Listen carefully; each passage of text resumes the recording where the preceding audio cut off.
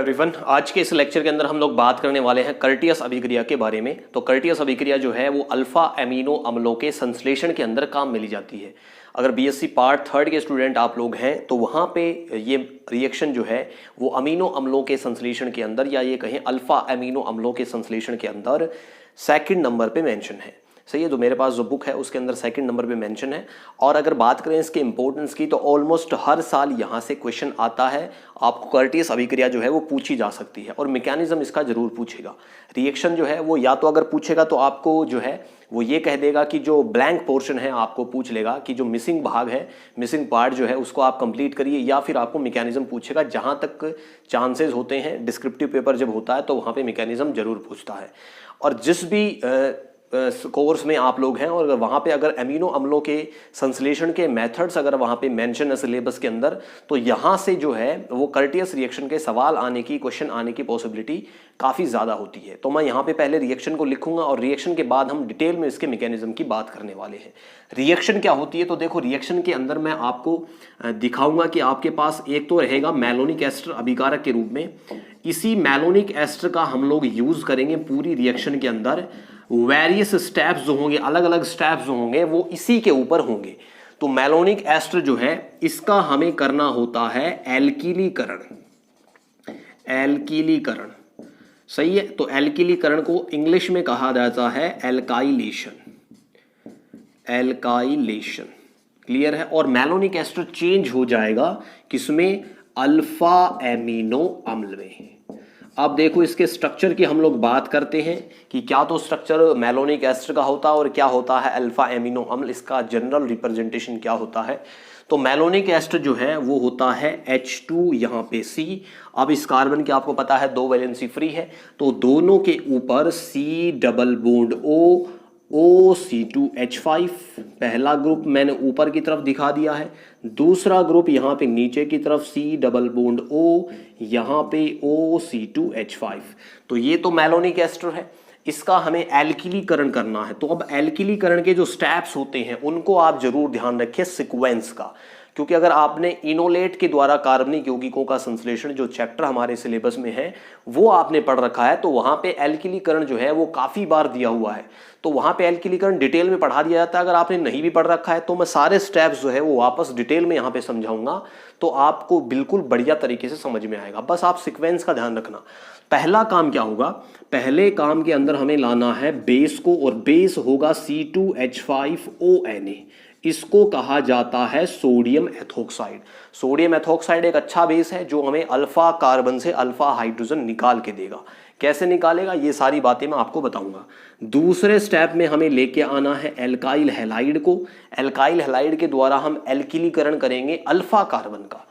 तीसरी बात, third point जो होगा या थर्ड स्टेप जो हमें करना है वो हमें करना है इसके बाद इसकी रिएक्शन जो होती है एल्किलीकरण के बाद जो स्टेप होगा, थर्ड स्टेप में हम लेकर के आ जाएंगे फिर से बेस को C2H5ONa। ठीक है, तो थर्ड स्टेप में फिर से बेस लाएंगे। फोर्थ स्टेप बोल दूं या मैं स्लैश करके यहां पे लिख देता हूं Br2। तो हमें अल्फा कार्बन का ब्रोमीनीकरण करवाना है। पहले बेस से हाइड्रोजन निकालेंगे फिर ब्रोमीनीकरण करवा देंगे। तो या तो Br2 को आप 4th नंबर डाल दीजिए या इसके स्लैश करके लिख दीजिए, कोई फर्क नहीं पड़ेगा उससे। चौथा जो स्टेप होगा हमारे पास, चौथे स्टेप में मैं लेकर के आऊंगा NH3 को या अमोनिया को। अमोनिया जो है इसका यूज हम लोग करेंगे, क्या करेंगे, यूज कैसे होगा वो सारी बातें करेंगे। फिफ्थ स्टेप हमें करना है H3O+। कहने का मतलब अम्लीय जल अपघटन, और अम्लीय जल अपघटन जब होता है तो अम्ल बनेंगे, एसिड बनेंगे। अब बात करते हैं कि फाइनल प्रोडक्ट कैसा होगा, तो ये होगा R, नीचे की तरफ CH, यहाँ पे NH2, इसके साथ जोड़ देंगे C डबल बॉन्ड OH। तो देखो अल्फा एमिनो अम्ल क्यों बोला है, क्रियात्मक समूह जो है वो इसमें किसका है, एसिड का, और क्रियात्मक समूह का कार्बन जो होता है उसको हम बोलते हैं जीरो पोजीशन। जीरो पोजीशन से डायरेक्टली अटैच जो कार्बन होता है वो होता है अल्फा कार्बन। तो अल्फा पे कौन सा समूह लगा हुआ है, एमिनो समूह, और यहां पे किसका क्रियात्मक समूह है, एसिड का, तो नाम क्या हो गया, अल्फा एमिनो अम्ल।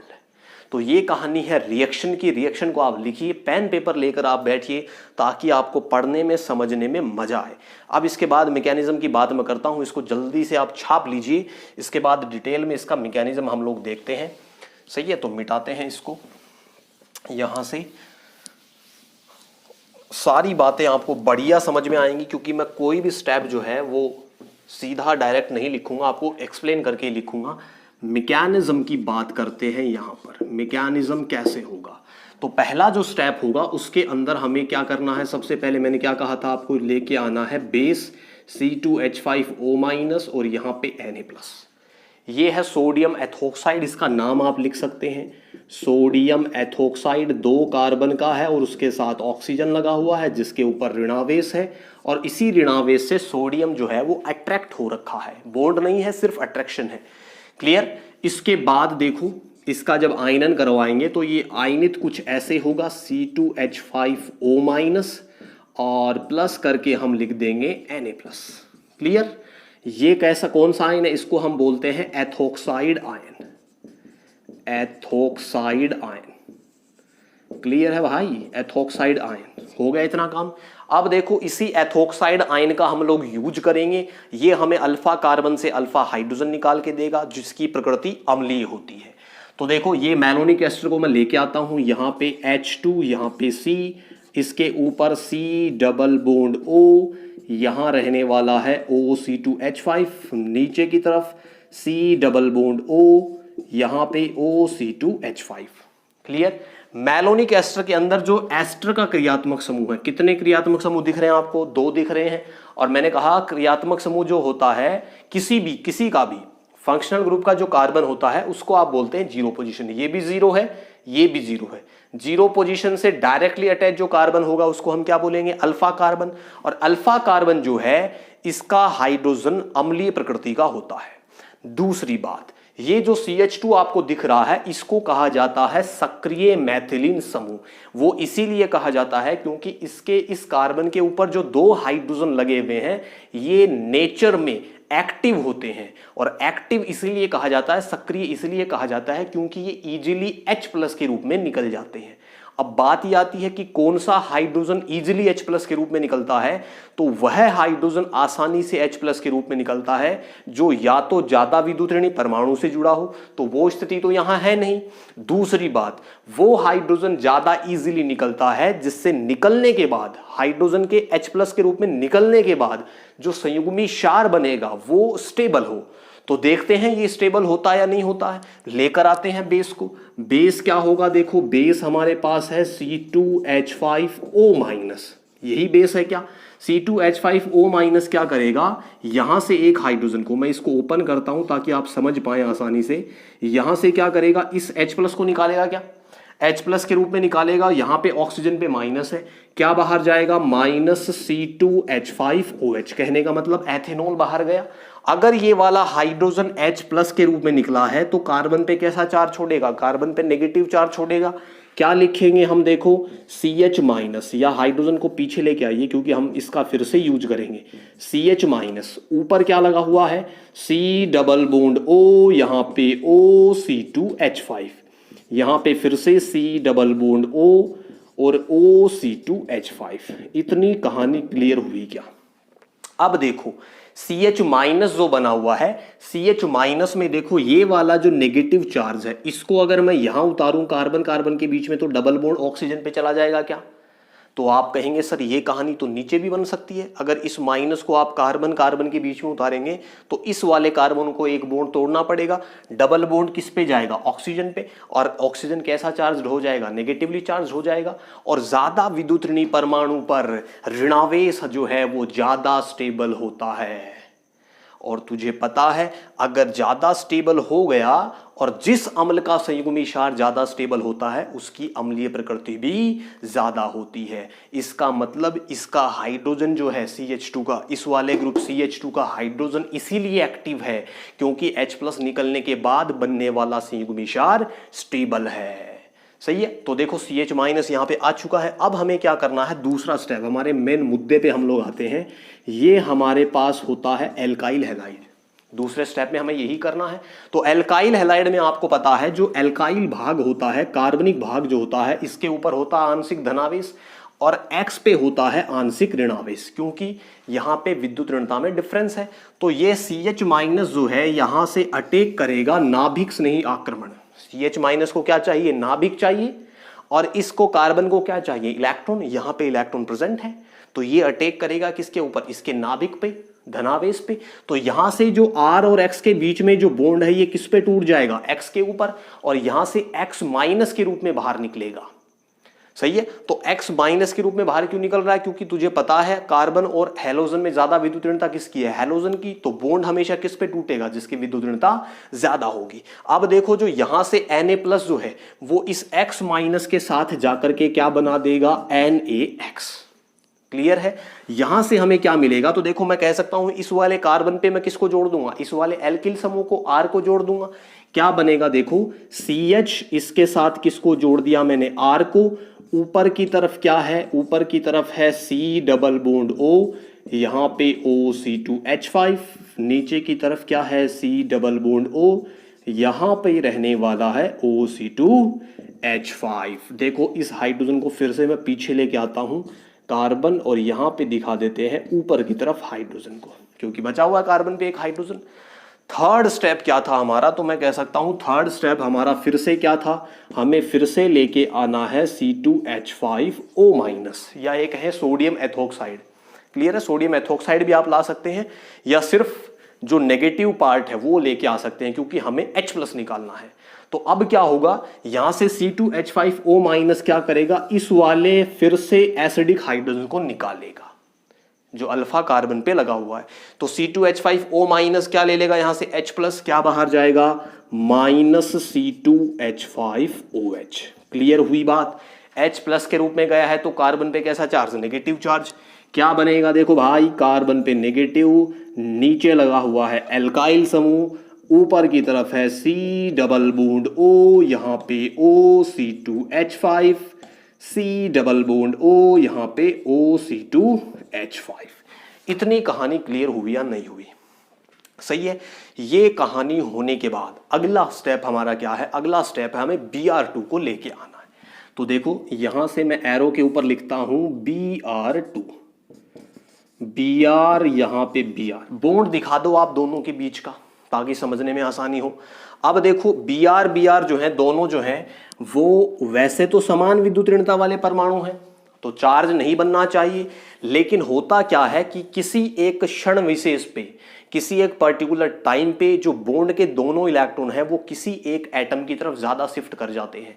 तो मान लीजिए मैं कहता हूं कि यहां वाला जो Br है इसके ऊपर आंशिक धनावेश है। इसका मतलब ये है कि जो बॉन्ड के दोनों इलेक्ट्रॉन है ज्यादा किसकी तरफ आ रखे हैं, ज्यादा इस वाले Br की तरफ आ रखे हैं, जिसपे मैंने नेगेटिव दिखाया है। तो यहां कार्बन का जो नेगेटिव है ये अटैक करेगा किसके ऊपर, आंशिक चार्ज जिसके ऊपर आया है उस वाले Br पे। और आप जानते हैं हैलोजन जो है वो एक से ज्यादा बॉन्ड नहीं बनाएगा। तो ये वाला कार्बन किसके साथ जुड़ना चाह रहा है, Br के साथ। तो ये वाला बॉन्ड किसके ऊपर टूट जाएगा, दूसरे वाले Br के ऊपर। क्लियर है। तो देखो C2H5O- अगर आप लेते हैं तब भी दिक्कत नहीं है। अगर आपने यहां पे Na+ भी दिखा रखा है तो यहां वाला जो Na+ है वो इस वाले Br- को ले जाएगा, किसके रूप में बाहर निकल जाएगा, NaBr के रूप में। क्लियर है। ये माइनर स्टेप होते हैं। अगर आपने दिखाया है सोडियम तो Br- को और Na+ के साथ NaBr के रूप में बाहर निकालिए, नहीं दिखाया है तो सीधा Br- बाहर निकाल दीजिए, कोई दिक्कत नहीं है। अब देखो जो मेजर स्टेप है उसमें क्या हुआ है, कार्बन का माइनस किससे जुड़ जाएगा, Br के प्लस से। क्या चेंज आएगा देखो, ये कार्बन इसके ऊपर किसको जोड़ेंगे हम, Br को। नीचे क्या लगा हुआ है, एल्काइल समूह, ऊपर क्या लगा हुआ है, C डबल बॉन्ड O, यहां पे OC2H5, नीचे की तरफ C डबल बॉन्ड O, यहां पे OC2H5। इतनी कहानी क्लियर हुई क्या। अगला स्टेप क्या था, अगला स्टेप था अमोनिया को लेके आना। अमोनिया को लेके आते हैं भाई, एरो के ऊपर मैं लिख दूं क्या कुछ ऐसे ही, NH2, यहां पे हाइड्रोजन, अमोनिया ही है, NH3 है। यहां से क्या होगा, ये वाला हाइड्रोजन यहां से Br को लेगा और किसके रूप में एलिमिनेट होगा, HBr के रूप में हो जाएगा। यहां से NH2- कार्बन के प्लस पे जुड़ेगा तो क्या स्थिति बनेगी, देखो कार्बन, इसके ऊपर मैं किसको जोड़ दूंगा, इसके ऊपर जोड़ दूंगा NH2 को। नीचे की तरफ क्या लगा हुआ है, एल्काइल समूह, ऊपर किसको लगाएंगे, C double bond O, OC2H5, C double bond O, OC2H5। सही है। अब देखो ऑलमोस्ट हमारा काम हो चुका है। अब हम लोग क्या कर देंगे, अब हम लोग करेंगे इसका अम्लीय जल अपघटन। अम्लीय जल अपघटन करवाते हैं। एरो के ऊपर आप लिख दीजिए H3O+। इसका मतलब ही होता है अम्लीय जल अपघटन होगा, और अम्लीय जल अपघटन जब होता है तो एसिड ही बनेंगे। क्लियर है। तो देखो कैसे किया जाता है। यहां पे मैं लिखता हूं, इस वाले को थोड़ा सा अलग करता हूं, OC2H5 यहां लेता हूं और इसको भी थोड़ा सा स्पेस बनाता हूं समझाने के लिए। क्लियर। हमें क्या करना है, यहां ऊपर H दे दो, यहां OH दे दो, यहां H दे दो, यहां OH दे दो। कहने का मतलब जो ऑक्सीजन का ऋणावेश है उसको जल का धनावेशित सिरा दीजिए आप, और जो C2H5 है जो कम विद्युत ऋणी भाग है उसको ज्यादा विद्युत ऋणी या ऋणावेशित भाग दीजिए।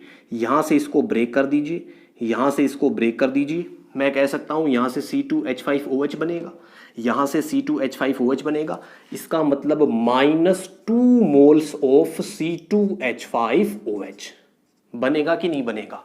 ये COOH बन जाएगा, COOH बन जाएगा। क्या स्थिति रहेगी, देखो यहां हम बनाते हैं इसको NH2, इसके साथ कार्बन, नीचे की तरफ लगा हुआ है एल्काइल समूह, ऊपर लगा हुआ है C डबल बॉन्ड O और यहां पे OH, C double bond O और यहां पे रहेगा OH। समझे या नहीं समझे भाई। एसिड बन चुके हैं, देखो यहां भी एसिड हो चुका है, यहां भी एसिड बन चुका है। किससे बनाया है, एस्टर के जल अपघटन से। क्लियर। लास्ट स्टेप क्या करना है भाई, लास्ट स्टेप में हमें लेके आना है हीटिंग का प्रोसेस। हीटिंग का प्रोसेस जब हम लेके आएंगे, गर्म जब करेंगे, तो यहां से किसी भी एक एसिडिक ग्रुप से, किसी भी एक अम्लीय समूह से क्या बाहर निकाल देंगे, -CO2। अगर CO2 बाहर गई तो ये हाइड्रोजन किस पे आ जाएगा, इस वाले कार्बन पे, जिसको हम अल्फा बोलते हैं।